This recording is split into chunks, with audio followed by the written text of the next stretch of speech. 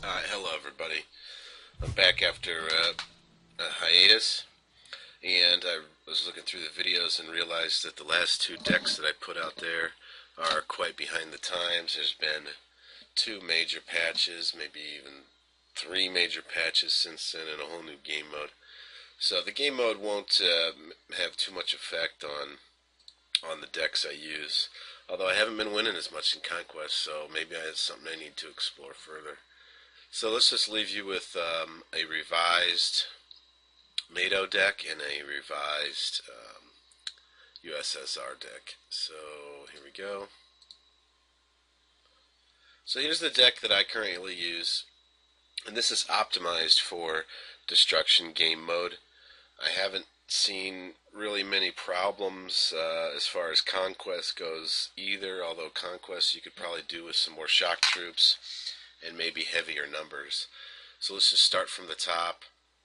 I've got the Mi-26, two sets of Ural supply trucks, the most economic command vehicle above a Jeep, right? You don't want the Jeep command vehicles, they'll just get one shot by random RD. And then the T-80UK is something I put in because of Conquest mode, so already Conquest mode is having an effect on my decks. And infantry, I got the Spetsnaz and the robot. You know, you don't have to put them in the robot, but it does an okay job against some of the side armor of some of the lighter vehicles around there. And if nothing else, the enemy sees an ATGM missiles and thinks it's the most dangerous thing in the world. So it's a decent vehicle for 15 points. So I got the VDV and the Mi-8T.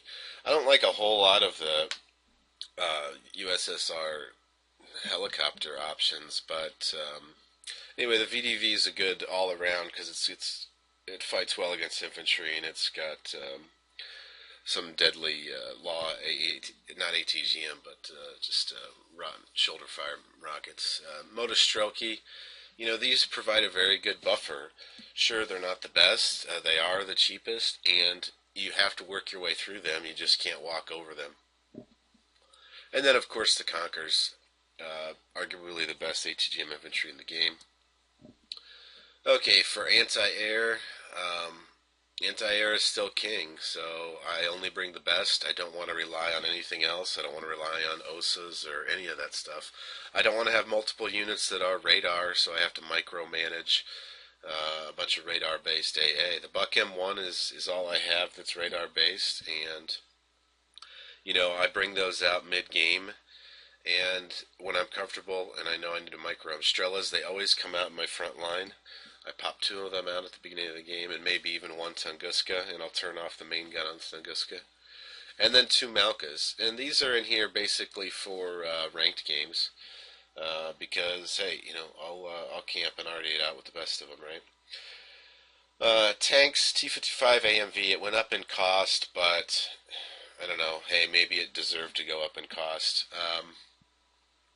I don't like anything else at this price point that comes with missiles. So, and I'm not sure. Maybe you guys could check on its rate of fire.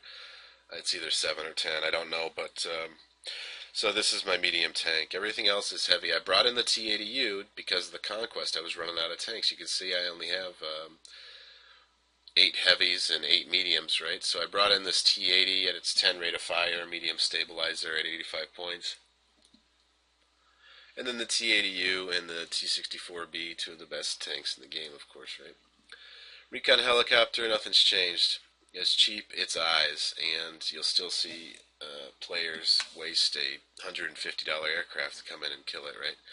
I still like infantry recon, one coming in a helicopter and one coming in a vehicle. Spetsnaz are great. I'll use these up before I even touch the Red Zvedka, really, just because of their foot speed and their sniper rifle.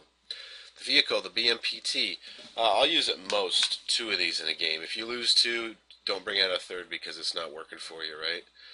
And then the SU-122-54 is something I put in as sort of a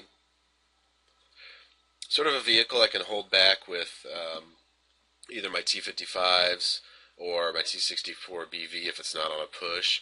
And if you place it right in front of those tanks, it'll soak up some of those shots. So that if your tank column does get ambushed, you're going to lose the Su-122-54 first, and you might actually do quite a bit of damage with the T-64BV still remaining calm.